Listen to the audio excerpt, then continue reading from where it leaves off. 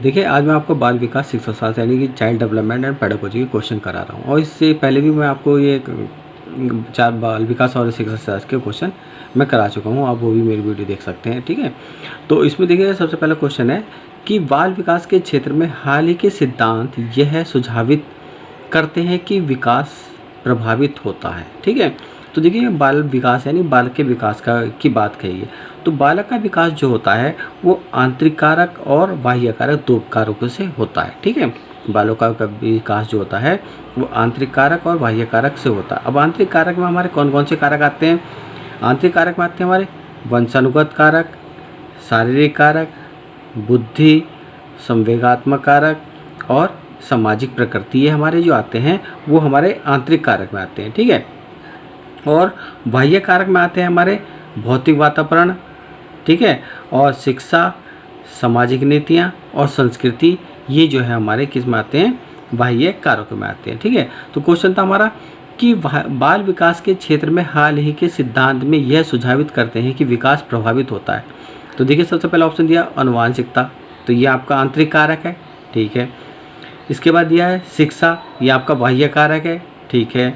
संस्कृति बाह्य कारक है, ठीक है। सामाजिक नीतियाँ ये आपकी जो है आंतरिक कारक है, ये भी ठीक है, ठीक है। तो इसका मतलब चारों ही कारकों से जो है बालक का विकास प्रभावित होता है, ठीक है। आनुवांशिकता से भी होता है, शिक्षा से भी होता है, संस्कृति से भी होता है और सामाजिक नीति से होता है। तो इसके लिए इसका आंसर क्या हो जाएगा? ये 4 हो जाएंगे, आपका आंसर डी हो जाएगा, ठीक है। कि बालक के विकास के क्षेत्र में हाल ही के सिद्धांत में यह सुझावित करते हैं कि विकास प्रभावित करता है। आनुवांशिकता से भी कर सकता है, शिक्षा से भी होता है, संस्कृति से भी होता है और सामाजिक नीतियों से भी होता है। नेक्स्ट क्वेश्चन है कि बच्चों का विकास किस प्रकार से होता है? तो बच्चों का विकास वही अभी मैंने क्वेश्चन कराया था, बाल विकास। तो बाल विकास क्या होता है कि बाल विकास जो होती है एक बहुमुखी प्रक्रिया होती है, और बाल विकास के अंतर्गत बालकों के शारीरिक विकास, मानसिक विकास, सामाजिक विकास, संज्ञानात्मक विकास, भाषागत विकास और धार्मिक विकास आता है, ठीक है। बालकों का विकास जो संबंध होता है वो गुणात्मक और परिणात्मक होता है। बालक का जो विकास होता है वो आपका गुणात्मक और परिणात्मक दोनों विकास से होता है। गुणात्मक विकास में जो बालक के जो गुणात्मक विकास होता है उसमें बालकों की कार्यकुशलता, ज्ञान, तर्क और विचारधारा आती हैं, ठीक है। आपकी जो गुणात्मक विकास के अंतर्गत बालकों की कार्यकुशलता, ज्ञान, तर्क एवं विचारधारा आती हैं। और परिणात्मक विकास में बच्चे की लंबाई, उसकी वृद्धि, भार की वृद्धि आदि ये चीज़ आती हैं। तो इसलिए बालकों का विकास क्या होता है कि बालकों का विकास जो होता है एक व्यवस्थित रूप से होता है, ठीक है। तो इसका आंसर आपका ये हो जाएगा कि बालकों का विकास किस प्रकार से होता है कि बालकों का विकास एक व्यवस्थित रूप से होता है परंतु स्वाभाविक रूप से व्यक्तित होता है। यानी कि बालकों का विकास जो एक क्रम से होता है, ठीक है, परंतु स्वाभाविक रूप से व्यक्तित होता है। इसका आंसर आपका ए हो जाएगा। नेक्स्ट क्वेश्चन है कि छोटे बच्चों में समाजीकरण का प्राथमिक कारक या संस्था और द्वितीय कारक संस्था क्या होती है? तो छोटे बच्चों में समाजीकरण यानी कि प्राथमिक कारक पूछा गया है, संस्था पूछी गई। तो बच्चे की जो प्राथमिक संस्था होती है या प्राथमिक विद्यालय होता है या प्रारंभिक विद्यालय होता है वो बच्चे का जो परिवार होता है, ठीक है। और बच्चे की जो प्रारंभिक गुरु जो होते हैं, प्रारंभिक शिक्षक जो होते हैं उसके माता पिता और भाई बहन और समाज होता है, ठीक है। जबकि द्वितीय कारक जो होता है वो उसका विद्यालय होता है, और विद्यालय में जैसे पुस्तकालय आता है तो ये पुस्तकालय के अंतर्गत जो आता है द्वितीय कारक आता है, ठीक है। तो छोटे बच्चों में समाजीकरण का परिवार प्राथमिक कारक यानी संस्था है और पुस्तकालय द्वितीय कारक संस्था के रूप में माना जाता है। तो आपका आंसर जो हो जाएगा वो ए हो जाएगा। नेक्स्ट क्वेश्चन है कि जीन पियाजे के संज्ञानात्मक विकास के सिद्धांत के अनुसार अधिकांश बच्चे किस अवस्था में बीते हुए समय, वर्तमान और भविष्य के बारे में स्पष्ट रूप समझ बना लेते हैं, ठीक है। तो जीन पियाजे के संज्ञानात्मक विकास के सिद्धांत में यानी कि चारों सिद्धांत हैं, 4 सिद्धांत जो जीन पियाजे के ही हैं। संवेदी गत्यात्मक सिद्धांत जो कि आपके 0 से 2 वर्ष तक के लिए होता है। पूर्व सक्रियात्मक सिद्धांत जो आपका 2 वर्ष से 7 वर्ष तक के लिए होता है। मूल सक्रियात्मक सिद्धांत जो आपका 7 वर्ष से 11 वर्ष तक के लिए होता है। औपचारिक सक्रियात्मक सिद्धांत जो आपका 11 से 15 वर्ष तक के लिए होता है, ठीक है। क्वेश्चन में था कि अधिकांश बच्चे किस अवस्था में बीते हुए समय, वर्तमान समय और भविष्य के बारे में स्पष्ट रूप से समझ बना लेते हैं।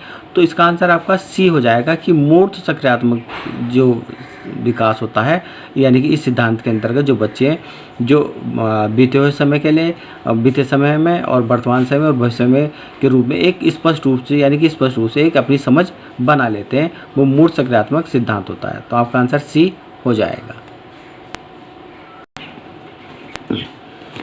नेक्स्ट क्वेश्चन है कि जीन पियाजे के सिद्धांत में चिंतन की बुनियादी निर्मितियों को किस प्रकार से जाना जाता है। तो देखिए, जीन पियाजे के सिद्धांत की चिंतन की बुनियादी निर्मितियों किस प्रकार से जाना जाता है, ये आपका मोस्ट क्वेश्चन है, हर और आपके हर एग्जाम में आता है। ठीक है, देखिएगा, तो बच्चे जब अधिगम कार्य करते हैं तो अपने मस्तिष्क में कुछ विचारों को, वस्तुओं को और घटनाओं को व्यवस्थित कर लेते हैं, और जब बच्चे के सामने कोई समस्या या कोई बात आती है तो उन्हीं विचारों और वस्तुओं और घटनाओं का चिंतन करके, अपने मस्तिष्क से चिंतन करके एक नई अवधारणा बना लेते हैं, और इसी नई अवधारणा को बनाने को क्या कहा जाता है, स्कीमा कहा जाता है। ठीक है, तो जीन पियाजे के सिद्धांत में चिंतन की बुनियादी निर्मिति को किस प्रकार से या किस रूप से जाना जाता है, स्कीमा के रूप से जाना जाता है। और स्कीमा का सिद्धांत जो जीन पियाजे के सिद्धांत है, और जीन पियाजे को स्कीमा सिद्धांत का जनक माना जाता है। तो आपका आंसर बी हो जाएगा। नेक्स्ट क्वेश्चन है कि लेव वागोस्की के सिद्धांत के अनुसार विकास को आकार देते हैं। ठीक है, तो लेव वागोस्की के सिद्धांत जो था वो सामाजिक और संस्कृति का सिद्धांत जो लेव वागोस्की है, और सामाजिक और सांस्कृतिक सिद्धांत के अनुसार, ठीक है, कहा गया है कि संज्ञानात्मक विकास को संस्कृति आकार देती है। तो आपका आंसर इसका बी हो जाएगा कि लेव वागोस्की सिद्धांत के अनुसार संज्ञानात्मक विकास को संस्कृति आकार देते हैं। ठीक है, तो आपका आंसर बी हो जाएगा। नेक्स्ट क्वेश्चन है कि लेव वागोस्की के संज्ञानात्मक विकास की प्रक्रिया में किसकी भूमिका पर बल दिया है। तो लेव वागोस्की ने सामाजिक और सांस्कृतिक विकास के साथ साथ भाषा के विकास पर भी जो है बल दिया है, यानी कि भाषा के सिद्धांत को भी प्रतिपादित किया है। ठीक है, तो इसमें देखिएगा संस्कृति या सामाजिक नहीं है, तो इसका आंसर आपका क्या हो जाएगा, ए हो जाएगा, भाषा पर बल दिया है। लेव वागोस्की ने संज्ञानात्मक विकास की प्रक्रिया में किसकी भूमिका पर बल दिया, भाषा पर बल दिया है। और लेव वागोस्की ने जो है भाषा के 3 रूप बताए हैं, वो आपके हैं सामाजिक भाषा, आंतरिक भाषा और निजी भाषा। ये आपके 3 रूप बताए हैं, तो इसलिए इसका आंसर आपका क्या हो जाएगा, ए हो जाएगा। नेक्स्ट क्वेश्चन की नैतिक विकास का सिद्धांत लॉरेंस कोहलबर्ग के साथ साथ और किसके द्वारा प्रतिपादित किया है। तो नैतिक विकास का सिद्धांत लॉरेंस कोहलबर्ग के साथ साथ जीन पियाजे द्वारा भी प्रतिपादित किया गया है। ठीक है, जीन पियाजे के अनुसार नैतिक विकास जो होता है एक रचनावादी प्रक्रिया होती है। ठीक है, और जीन पियाजे जो इस बात पर दिलचस्पी नहीं रखते हैं कि बच्चे नियम तोड़ते हैं या नहीं तोड़ते हैं, बल्कि इस बात पर दिलचस्पी रखते हैं नैतिक विकास में कि उन्हें नैतिक तर्क में दिलचस्पी रखते हैं या नहीं रखते हैं। ठीक है, तो नैतिक विकास के सिद्धांत लॉरेंस कोहलबर्ग के साथ साथ किसके द्वारा प्रतिपादित किया है, वो जीन पियाजे के द्वारा प्रतिपादित किया गया है। आपका आंसर सी हो जाएगा। नेक्स्ट क्वेश्चन है कि एक अध्यापक को अपनी शिक्षण शास्त्रीय प्रविधियां के बारे में किस प्रकार की प्रकृति का होना चाहिए। ठीक है, तो एक अध्यापक जो होना चाहिए वो प्रशिक्षित होना चाहिए, और प्रशिक्षित होने के साथ साथ क्या होना चाहिए कि एक शिक्षक एक ऐसा होना चाहिए जो कि बच्चों में वैज्ञानिक दृष्टिकोण, सांस्कृतिक दक्षता, सोच, मानवीय प्रवृत्ति विकसित कर सके। ठीक है, इसलिए एक अध्यापक को शिक्षण विधियों को जो अपने क्या होना चाहिए, वो लचीलापन रखना चाहिए। ठीक है, तो एक अध्यापक को अपनी शिक्षण शास्त्रीय प्रवृत्तियों के बारे में किस प्रकृति का होना चाहिए, तो आपका सी हो जाएगा कि लचीलापन प्रवृत्ति का होना चाहिए। नेक्स्ट क्वेश्चन है कि बुद्धिलाप्ति यानी कि IQ परीक्षणों की आलोचना प्राय क्यों की जाती है। इसका आंसर आपका हो जाएगा बी हो जाएगा कि प्रत्यक्ष रूप से पाश्चात्य संस्कृति के प्रभाव से ग्रसित होकर। ठीक है, तो पाश्चात्य संस्कृति के अभाव में क्या होता है कि इसमें पाश्चात्य संस्कृति में कि अब भी यह अवधारणा बना रखी है कि जो आपके काले छात्रों की अपेक्षा गोरे छात्रों की जो बुद्धिलाब्धि अधिक होती है और गोरे छात्रों की जो कार्य क्षमता अधिक होती है। तो ये पाश्चात्य संस्कृति से अब भी ग्रसित है, जिसके कारण जो IQ यानी कि बुद्धिलाब्धि परीक्षणों की आलोचना की जाती है। तो आपका आंसर बी हो जाएगा कि प्रत्यक्ष रूप से पाश्चात्य संस्कृति के प्रभाव से ग्रसित होकर आलोचना की जाती है। किसकी? बुद्धिलाब्धि की आलोचना की जाती है। नेक्स्ट क्वेश्चन है कि जेंडर निर्मित है जबकि लिंग निर्मित है। तो जेंडर क्या होता है कि जेंडर, इसमें आपकी ये एक रूढ़िवादी प्रवृत्ति पाई जाती है। इसमें क्या होता है कि स्त्री और पुरुष यानी या लड़के लड़कियों में भेदभाव माना जाता है। ठीक है, इसमें वो जेंडर प्रवृत्ति यानी कि जेंडर रूढ़िवादी के अनुसार कहा जाता है कि लड़कियों की अपेक्षा लड़के अधिक कार्यशील होते हैं। ठीक है, तो ये आपकी जेंडर प्रवृत्ति पाई जाती है यानी कि जेंडर रूढ़िवादिता है। अब क्वेश्चन था आपका कि जेंडर निर्मित है जबकि लिंग निर्मित है। तो इसका आंसर आपका हो जाएगा ए हो जाएगा कि जेंडर जो एक सामाजिक निर्मित है जबकि लिंग एक जैविक निर्मित है। यानी कि जेंडर रूढ़िवादिता जो है वो सामाजिक प्रवृत्ति पाई जाती है। यानी कि समाज के कुछ लोग ऐसे होते हैं, अब भी ऐसे लोग हैं जो स्त्री पुरुष में भेदभाव रखते हैं। ठीक है, जबकि लिंग एक जैविक प्रवृत्ति है यानी कि स्त्री और पुरुष का जो जन्म जो हुआ है वो एक जैविक प्रवृत्ति के कारण हुआ है। ठीक है, तो इसलिए आपका आंसर ए हो जाएगा।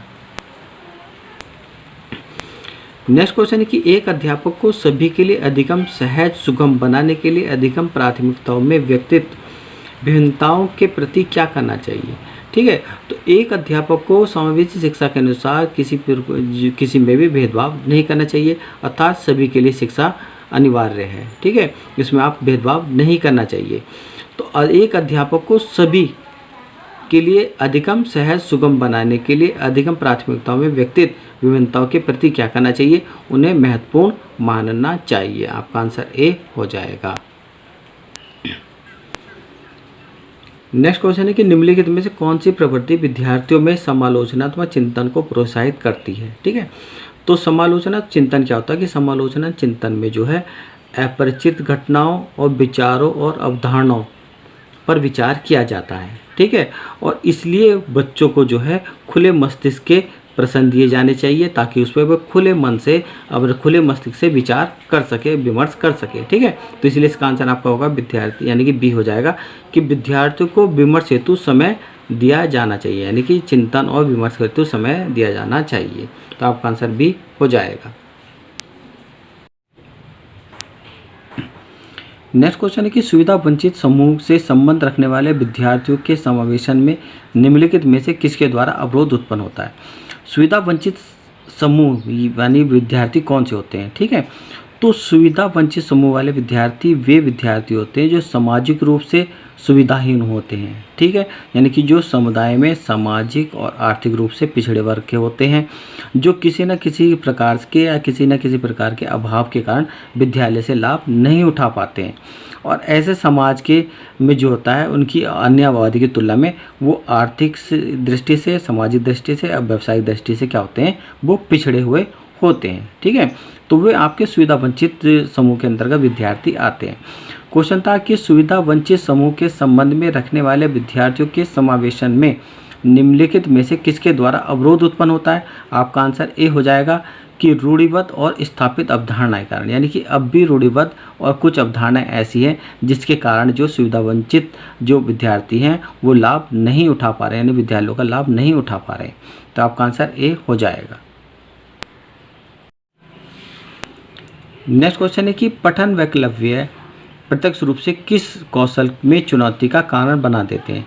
तो पठन वैकल्प्य यानी कि डिस्ग्राफिया जो होती है वो आपकी होती है लेखन संबंधी डिस्ग्राफिया होती है। इसमें बच्चे क्या होता है कि ठीक प्रकार से अक्षरों को नहीं लिख पाता है, स्पेलिंग को नहीं लिख पाता है, यानी कि लिखने का कार्य सही से नहीं कर पाता है। ठीक है, और ये डिस्ग्राफिया जो होती है 5 प्रकार की होती है। इसमें जैसे नंबर 1 होता है आपका कि dyslexic dysgraphia, number 2 motor dysgraphia, number 3 स्थानिक डिस्ग्राफिया, नंबर 4 ध्वन्यात्मक डिस्ग्राफिया और नंबर 5 जो होती है लेक्सिकल डिस्ग्राफिया, यानी ये 5 प्रकार की डिस्ग्राफिया होती है। तो क्वेश्चन था आपका कि पठन वैकल्प्य प्रत्यक्ष रूप से किस कौशल में चुनौती का कारण बना देते हैं। तो स्केच बनाने में चुनौती का कारण बना देते हैं, क्योंकि बच्चा इस ग्राफिया में ठीक से लिख नहीं पाता है, स्केच नहीं बना पाता है। तो इसलिए आंसर आपका क्या हो जाएगा, ए हो जाएगा। नेक्स्ट क्वेश्चन है कि दृष्टिबाधित विद्यार्थियों को सहजता के साथ शामिल करने के लिए अध्यापक को क्या करना चाहिए। दृष्टिबाधित विद्यार्थी वे विद्यार्थी होते हैं जो ठीक प्रकार से देख नहीं पाते हैं। ठीक है, जो विद्यार्थी ठीक से देख नहीं पाते वो आपके दृष्टिबाधित विद्यार्थी कहलाते हैं, परंतु वे सुन पाते हैं। ठीक है, तो इसलिए अध्यापकों को क्या करना चाहिए कि लिखित सूचनाओं को मौखिक रूप से संप्रेषित करना चाहिए। यानी अध्यापक को जितने भी कार्य किया जाना चाहिए, जितने भी अधिगम कार्य किया जाना चाहिए, वो लिखित सूचनाओं को भी मौखिक रूप से संप्रेषित करना चाहिए, ताकि मौखिक रूप से बोले गए शब्दों को दृष्टिबाधित विद्यार्थी सुन सकें और उसे समझ सकें। ठीक है, तो इसलिए इसका आंसर आपको क्या हो जाएगा, सी हो जाएगा। नेक्स्ट क्वेश्चन है कि स्वलीनता विकार से जूझते विद्यार्थियों की प्रतिनिधिक पहचान विशेषता निम्नलिखित में से क्या है। तो स्वलीन विकार क्या होता है, यानी कि एक ये दिव्यांगता होती है, और इस प्रकार के बच्चों में क्या होता है, अवरुद्ध संप्रेषण कौशल होता है। बच्चों में आंखों के संपर्क में कमी होती है, यानी कि वे आई कांटेक्ट टीचर के साथ या अध्यापक के साथ ठीक सही से आई कांटेक्ट नहीं कर पाते हैं, या क्रियाओं को बार बार दोहराने लगते हैं, या सामान्य लोगों की तुलना में जो स्पर्शों को, गंधों को और स्थलों को अति संवेदनशील मानते हैं और अन्य लोगों पर ध्यान नहीं देते हैं, और साथ ही साथ अगर उनके सामने इनकी दिनचर्या में कोई बदलाव किया जाता है तो उन्हें उस दिनचर्या से परेशानी हो जाती है। ठीक है, तो स्वलीनता विकार से जूझते विद्यार्थियों की प्रतिनिधित्व पहचान विशेषता निम्नलिखित में से क्या है। आपका आंसर सी हो जाएगा कि एक अवरुद्ध संप्रेषण कौशल है। आपका आंसर सी हो जाएगा। नेक्स्ट क्वेश्चन है कि बच्चों में प्रतिभाशीलता किस प्रकार की परिलक्षित होती है। ठीक है, तो ये प्रतिभाशाली बच्चे कौन होते हैं। प्रतिभाशाली बच्चे वे बच्चे होते हैं कि जो विद्यालय में 15 से 20% अपनी उच्च मानसिक योग्यता और कार्यक्षमता को बनाए रखते हैं। ठीक है, अपने विद्यालय में 15 से 20% जो मानसिक योग्यता और कार्यक्षमता को बनाए रख सकते हैं, और साथ ही साथ गणित में, यांत्रिकी में, या विज्ञान में, या कला के क्षेत्र में, या सृजनात्मक लेखन में, या संगीत में, या सामाजिक नेतृत्व में अपनी प्रतिभा को बनाए रखते हैं। ठीक है, और अपनी योग्यता को बनाए रख सकते हैं, तो वे बच्चे जो प्रतिभाशाली बच्चे कहलाते हैं। क्वेश्चन था हमारा कि बच्चों में प्रतिभाशीलता किस प्रकार की परिलक्षितता होती है। तो इसका आंसर आपका आ जाएगा बी, यानी कि बौद्धिकमता का उच्च स्तर होता है आपका इसमें। ठीक है, प्रतिभाशाली बच्चों में बौद्धिकमता का उच्च स्तर होता है, तो आपका आंसर बी हो जाएगा। नेक्स्ट क्वेश्चन है कि विद्यालयों को किस पर बल देना चाहिए। ठीक है, तो विद्यालयों में जो बल देना चाहिए वो रचनात्मक अधिगम पर बल देना चाहिए। क्यों? क्योंकि रचनात्मक अधिगम के अंतर्गत क्या होता है कि छात्रों में जिज्ञासा और रुचि की वृद्धि होती है, और साथ में सामग्री के साथ सक्रिय रूप से जुड़कर वे मूर्त अनुभव को प्राप्त कर सकते हैं। ठीक है, तो इसलिए विद्यालयों को किस पर बल देना चाहिए, तो विद्यालयों को रचनात्मक अधिगम पर बल देना चाहिए। नेक्स्ट क्वेश्चन है कि निम्नलिखित में से किसके द्वारा समस्या समाधान में अवरोध पैदा होने की संभावना है। ठीक है, तो समस्या समाधान में अवरोध पैदा होने की संभावना जो होती है वो कार्यात्मक स्थिरता द्वारा होती है। क्यों? कि अगर बच्चा कार्य कर रहा है और कार्य करते करते रुक जाता है, स्थिर हो जाता है उसका कार्य, तो उससे समस्या समाधान में अवरोध पैदा और हो जाता है। ठीक है, तो इसलिए इसका आंसर आपका ए हो जाएगा कि निम्नलिखित में से किसके द्वारा समस्या समाधान में अवरोध पैदा होने की संभावना है, वो आपकी कार्यात्मक स्थिरता से होता है। नेक्स्ट क्वेश्चन है कि भावना यानी कि इमोशन। ठीक है, तो इसमें देखिए फर्स्ट ऑप्शन है कि अधिगम को महत्वपूर्ण रूप से प्रभावित करती है परंतु स्मृति पर कोई प्रभाव नहीं डालती है। नहीं, ये आपका गलत हो जाएगा ऑप्शन, क्योंकि भावनाएं जो होती हैं वो अधिगम पर को भी प्रभावित करती है और स्मृति को भी प्रभावित करती हैं, तो ये आपका ऑप्शन गलत हो जाएगा। बी देखिएगा कि अधिगम पर किसी प्रकार का प्रभाव नहीं डालती हैं। जी, ये भी गलत हो जाएगा। क्यों? क्योंकि भावनाएं अधिगम पर भी प्रभाव डालती हैं, तो ये भी ऑप्शन आपका गलत हो जाएगा। सी देखिएगा कि अधिगम को महत्वपूर्ण रूप से प्रभावित करती हैं, साथ ही स्मृति को भी प्रभावित करती है। ये ऑप्शन आपका सी हो जाएगा, क्योंकि भावना यानी हमारे जो इमोशन होते हैं वो हमारे अधिगम को भी महत्वपूर्ण रूप से प्रभावित करते हैं और हमारी स्मृति को भी प्रभावित करते हैं, तो इसलिए इसका आपका आंसर सी हो जाएगा। नेक्स्ट क्वेश्चन है कि विद्यार्थी सीखने के लिए अभिप्रेरित होते हैं यदि कार्य, तो इस देखिए फर्स्ट ऑप्शन है अप्रासंगिक हो। नहीं, जब अगर कार्य अप्रासंगिक होगा तो विद्यार्थी अभिप्रेरित नहीं होगा। ठीक है, बी ऑप्शन है कि बिना किसी चुनौती वाला हो। तो बिना चुनौती वाला भी कार्य अगर दिया जाएगा विद्यार्थी को तो भी अभिप्रेरित नहीं होगा, क्योंकि सरल कार्य वो आसानी से कर लेगा। ठीक है, तो इसलिए ये भी नहीं होगा। सी ऑप्शन है कि उनके जीवन से संबंधित हो। जी, ये वाला ऑप्शन आपका सही है कि विद्यार्थी सीखने के लिए अभिप्रेरित होते हैं यदि कार्य उनके जीवन से संबंधित हो। यदि बच्चे को जो कार्य दिया जाए, यानी विद्यार्थी को जो कार्य दिया जाए, वह कार्य उनके जीवन से संबंधित होगा, तो वह उस कार्य को और अधिक मन लगाकर और चुनौतीपूर्ण ढंग से करेगा। ठीक है, तो इसलिए आपका ऑप्शन क्या हो जाएगा, सी हो जाएगा कि विद्यार्थी सीखने के लिए अभिप्रेरित होते हैं यदि कार्य उनके जीवन से संबंधित हो। तो आपका ऑप्शन सी हो जाएगा। नेक्स्ट क्वेश्चन है कि विद्यार्थियों के अधिगम को सहज और सुगम बनाने के लिए अध्यापक को क्या करना चाहिए। ठीक है, तो इसमें देखिए फर्स्ट ऑप्शन है कि विद्यार्थियों के पूर्व ज्ञान को अनदेखा करना चाहिए। नहीं, ये गलत है ऑप्शन, कि जो अधिगम कार्य किया जा रहा है उसमें पूर्व ज्ञान को भी सम्मिलित किया जाना चाहिए। बी है कि वाक्य विन्यास और संरचना स्पष्ट नहीं होनी चाहिए। जी, ये भी गलत है आपका, कि अगर वाक्य आपकी जो स्पष्ट नहीं होंगे तो वो बालक की यानी विद्यार्थी के समझ में नहीं आएगा। ठीक है, तो ये भी आपका ऑप्शन गलत हो जाएगा। सी है अधिगम के अति सामान्यीकरण और निस्तारण को कम करना चाहिए। जी, निस्तारण को तो कम करना चाहिए, मगर इतना भी सरल नहीं बनाना चाहिए कि बच्चे उसके प्रति लापरवाही करें। तो ये भी ऑप्शन आपका गलत हो जाएगा। डी है आपका कि विषय से संबंधित शब्दजाल के प्रयोग से बचना चाहिए। ये ऑप्शन आपका सही है कि विद्यार्थी को जब अधिगम क्रिया की जा रही है अध्यापक द्वारा, तो उसमें ऐसे शब्दों का प्रयोग किया जाना चाहिए जो कि विद्यार्थी की सरलता से समझ में आ सके। ठीक है, तो इसलिए अध्यापक को जो है वो शब्दजाल के प्रयोग से बचना चाहिए। तो आपका ऑप्शन डी हो जाएगा। नेक्स्ट क्वेश्चन है कि निम्नलिखित में से किसके द्वारा अधिगम में बाधा उत्पन्न होती है। ठीक है, तो देखिए ऑप्शन दिया गया है ए कि पहले पढ़ाए गए विषय से ज्ञान को संबद्ध करना। देखिए इससे तो अधिगम में बाधा नहीं होगी, क्योंकि इसमें पूर्व ज्ञान को अधिगम में जोड़ा जा रहा है। ठीक है, अब देखिएगा सी है कि बहुसंवेदी उपागम को क्रियान्वयन करना। इससे भी अधिगम में बाधा नहीं होगी, क्योंकि इसमें बच्चे की सभी संवेगों का उपयोग होगा, प्रयोग होगा। ठीक है, डी है कि रचनावाद पर आधारित शिक्षण शास्त्रीय प्रविधियाँ। ये भी आपका, इससे भी अधिगम में बाधा नहीं होगी। क्यों? क्योंकि रचनात्मक अधिगम में छात्रों में जिज्ञासा और रुचि की वृद्धि होती है। ठीक है, तो इसलिए अधिगम में बाधा नहीं होगी।